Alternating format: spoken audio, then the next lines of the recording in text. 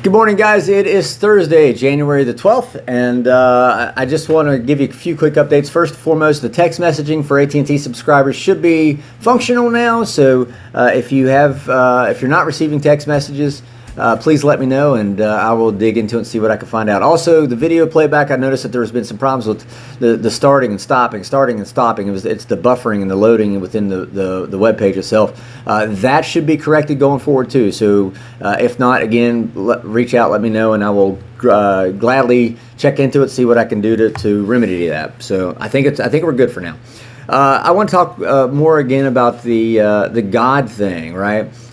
Years ago when I first came in the rooms of AA, when I heard the whole power greater than ourselves, I knew that was about God, and I had issues with God because the issues I had with God were the God of my pastor's understanding. In other words, it was the God that my pastor said I had to do what I had to do. You know, everything that he wanted me to do is how I got close to God. So the issues I had were with that God.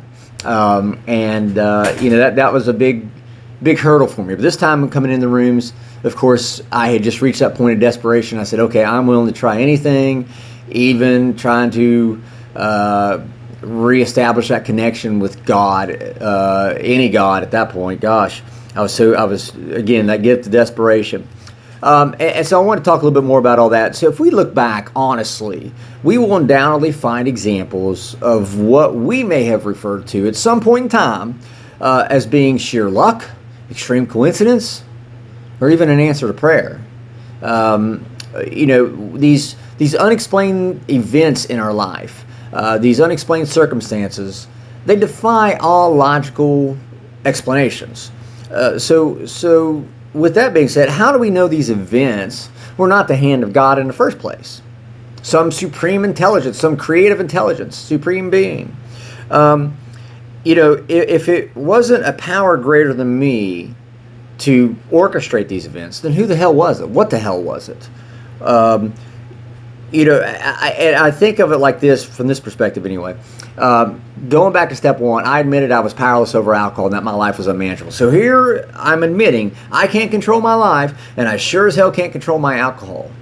So if I don't have the power to control my alcohol, and I sure as hell don't have the power to control my life and my emotions, who the blue hell am I to say there is no God? What gives me the power or the authority to declare to everyone that there is no God, that God doesn't exist? The guy who can't control his drinking, the guy who doesn't have his shit together enough to control his drinking or to manage his life, is trying to say there is no God. That sounds very unincredible to me, right? Decredible, if that's a word. I have no authority to say that there is no God whenever I can't even keep my own affairs in order.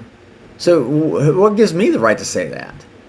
You know, and Bill actually says it, brings it up in in page 56. He says, "Who are you to say there is no God?" Well, who am I to say there is no God whenever I can't even control my drinking, and I can't even pay my damn bills because I'm drunk? I can't do certain things because I'm drunk. I can't manage my life, but yet I can say there is no God? That's some bullshit right there. And I want to give you an example. In 2014, I found out I was losing my job. And they told me, they said, you got 3 months to go find another job.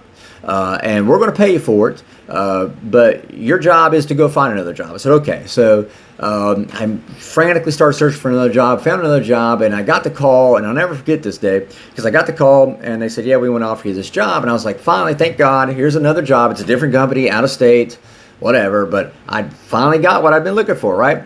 I got this other job. The problem was, as I'm talking to these folks offering me this job, I'm standing in my mom's front yard, and she's being taken out by the paramedics because something's going on with her neurologically, and I didn't know what it was. But as I'm sitting there getting this job offer, I'm also looking at my mom going, something's going on with her, something's wrong. And I remember I don't know where it came from. I just said, look, man, I appreciate it, but I can't take your job offer today. I know I still don't have a job. I know I'm still going to lose a job here in a couple months, but I can't take your job offer today because something's going on with my mom. I need to be here with her. Okay, and they said, hey, we respect that. Thank you, blah, blah, blah. Well, come to find out, I was able to stay and take care of my mom for a couple months, and lo and behold, I got a job offer from the same company that I worked for at the time, doing the job I'd been wanting to do. So I got a better job offer while I was taking care of my mom. About 2 months into her illness, I got a better job offer while I was taking care of my mom. I was like, wow, that's kind of cool. And then a month after that, after I got that job, that job I wanted, after I got that one, my mom passed away. And I remember the night she passed away, I remember thinking, God set this up from the beginning. He knew he was getting ready to take my mom home. He knew that I was going to be upset and miss her greatly. Absolutely. He knew all these things. So he said, you know what? I'm going to clear Drew's path, and I'm going to let him spend the last 3 months of her life with her. And that's exactly what he did. Remember, I was getting paid to go find another job. And so that wasn't like I had to be stuck at a desk. So I was able to go help her and take care of her and spend time with her while she was still here on this earth. And then lo and behold, on a whim, truly, sheer chance, sheer luck, extreme coincidence, I got a call from a friend of mine who gave me the job that I've been wanting for a really long time. I look back and I'm like, there's no way in hell I could have orchestrated any of that. No way in hell I could have orchestrated any of that. God allowed me to spend the last 3 months of my mom's life with her and still gave me a job that I'd been wanting.